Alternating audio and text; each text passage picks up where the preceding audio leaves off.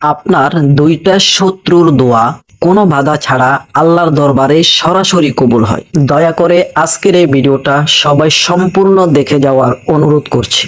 ধরুন আপনার দুইটা শত্রু রয়েছে, এই দুইটা শত্রু সব সময় আপনার ক্ষতি চায়, কিন্তু তবু আপনি কখনো এই দুইটা শত্রুর মুখে মুখে তর্ক করতে পারবেন না, তাদের বিচারও রাখতে পারবেন না, তাদের বিরুদ্ধে প্রতিবাদও করতে পারবেন না। তার মধ্যে এক নম্বর হচ্ছে মা বাবা, দ্বিতীয় নম্বর হচ্ছে প্রত্যেকটা স্ত্রীর যে স্বামী রয়েছে স্বামী।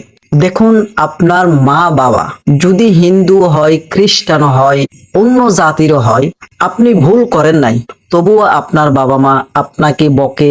তারা যদি আপনার সাথে শত্রুর মতো আচরণ করে, আপনি তাদের বিরুদ্ধে যেতে পারবেন না।